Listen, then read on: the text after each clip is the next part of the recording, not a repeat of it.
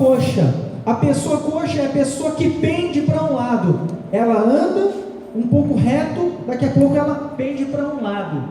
A Bíblia diz, no livro de Reis, que nos dias do profeta Elias, um grande homem de Deus, Israel estava voltado a servir a Baal e aos ídolos, influenciados pela rainha Jezebel, esposa do rei Acabe. E o povo estava adorando a Baal e cogitando entre Baal e Deus. Então o profeta Elias mandou que o rei Acabe reunisse todos os profetas de Baal e poste ídolo. Deu 950 profetas de Baal e poste ídolo ao todo, no Monte Carmelo. E ali ele disse para que estes profetas sacrificassem a Baal, e ele sacrificaria ao Senhor, e o Deus que respondesse com fogo, consumindo o sacrifício, era o Deus verdadeiro.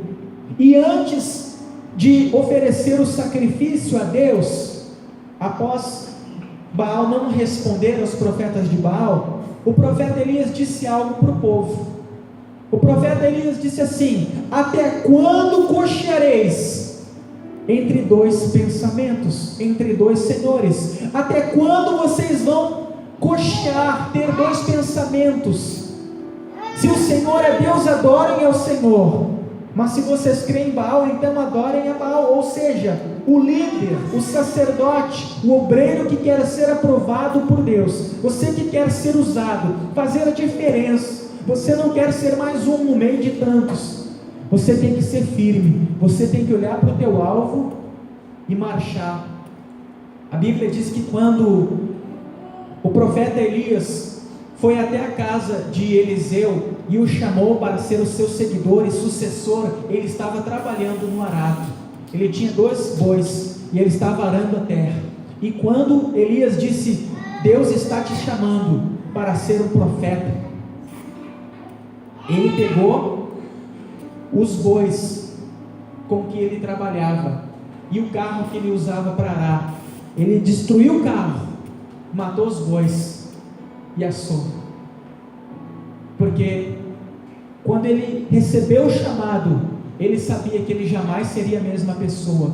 Ele não queria sequer pensar em voltar para a vida que ele tinha antes. Ou seja, eu não preciso mais desse carro e desses bois, porque agora a minha vida está no altar de Deus. Agora a minha vida é exercer o ministério que o Senhor me chamou para exercer. Agora a minha vida é servir ao Senhor e não olhar para trás. Quantas pessoas hoje foram chamadas, começaram a exercer o sacerdócio, mas diante dos problemas, das lutas e das dificuldades, olharam para trás.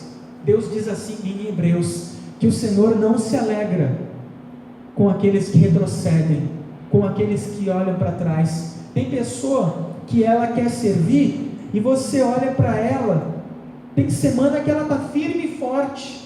Como é que está, irmão? Firme e forte. Vamos embora, vamos servir, vamos no monte, vamos jejuar, vamos evangelizar.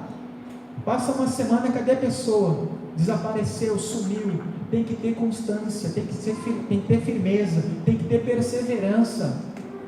Você tem que olhar para o teu objetivo, e na obra de Deus não tem aposentadoria. Aquele que perseverar até o fim será salvo.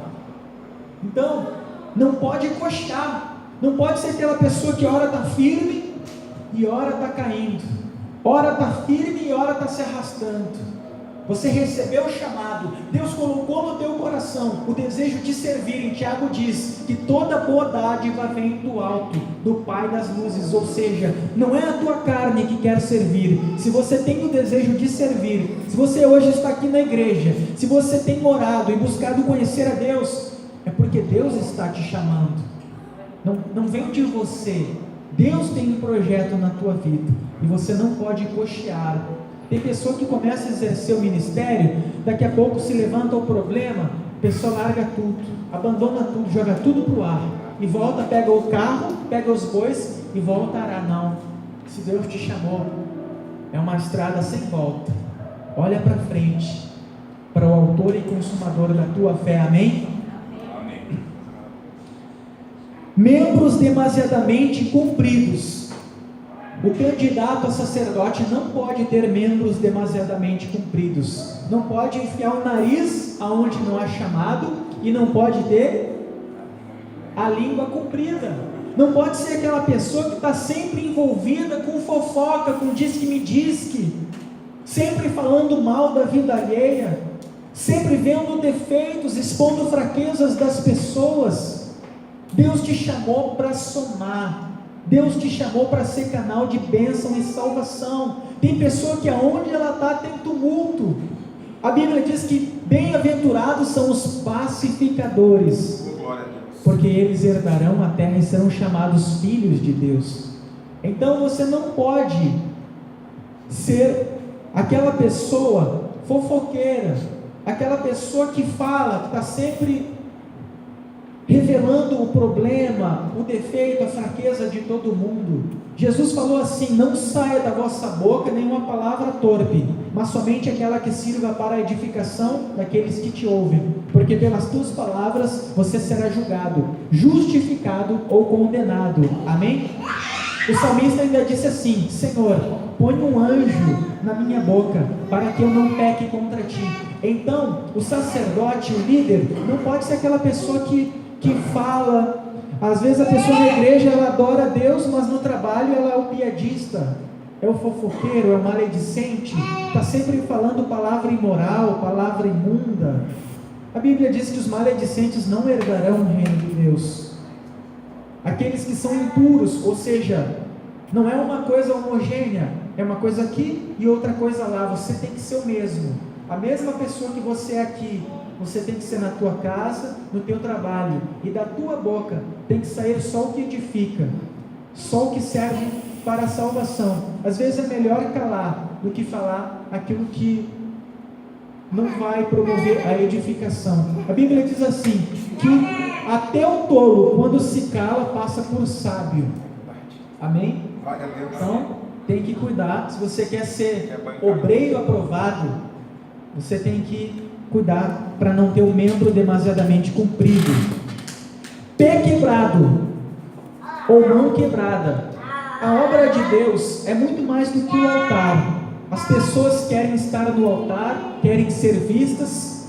Às vezes tem até briga para ver quem tem mais espaço no altar. Uma vez eu fui ministrar numa igreja e antes da palavra o Espírito Santo me revelou que tinha contenda entre as pessoas do altar.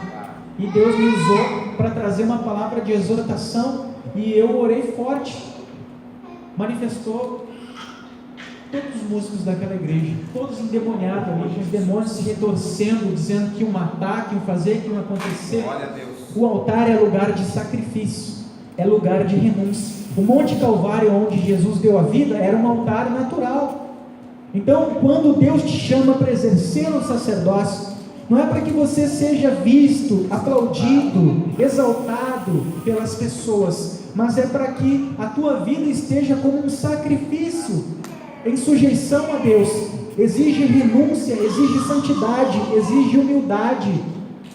E antes de você chegar no altar, da mesma forma que nós vimos como Malco, antes dele exercer o sacerdócio, durante longos anos, ele teve que se auxiliar de sacerdotes, e por fim auxiliar do sumo sacerdote. Às vezes a pessoa, ela pula etapas, às vezes ela é amigo do rei, e daí o rei pega ela do nada e joga ela lá no altar. A pessoa só faz cagada, me desculpe a palavra, só faz coisa que não presta, só faz coisa errada, corre toda a igreja, machuca pessoas, envergonha o nome do Senhor.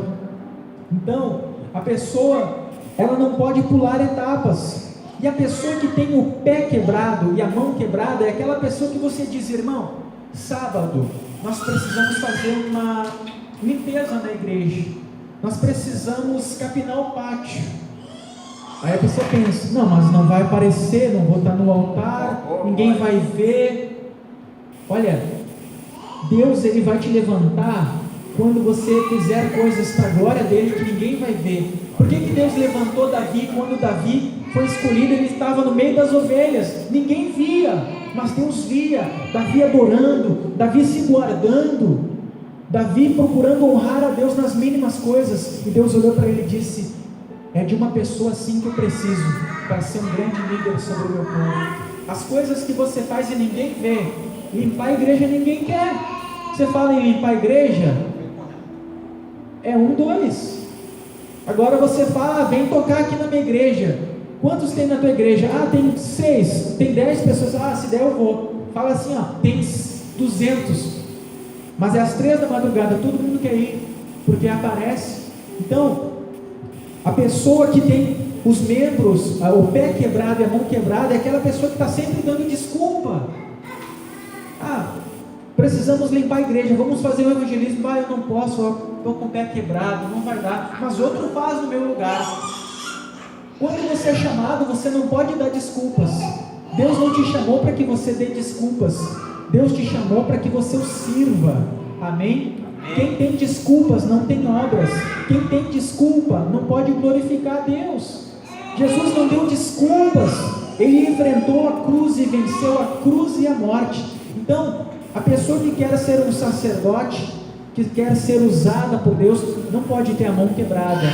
Irmão, conto contigo. Você pode ajudar no evangelismo? Você tem pessoa que chega na igreja: pastor, conta comigo, eu quero evangelizar, vamos para o monte, vamos para isso, vamos para aquilo. Passa 3 semanas, cadê a pessoa? Cadê? Coxou. A pessoa chega uma hora, ela está animada, daqui a pouco desapareceu. É o que mais tem, irmão. Então você tem que ser firme, tem que ser constante, não pode coxear entre 2 pensamentos: ou eu sirvo ou eu não sirvo. E tem que ser constante. E não pode ser aquela pessoa que tem a mão quebrada ou o pé quebrado, que está sempre dando desculpa: pastor, eu acho que não vai dar, mas o irmão fulano, outro faz no meu lugar. Não. Se Deus te chamou, Ele te capacita. Tudo que Deus colocar na tua mão para fazer, não diga assim: eu não vou conseguir. Se Deus te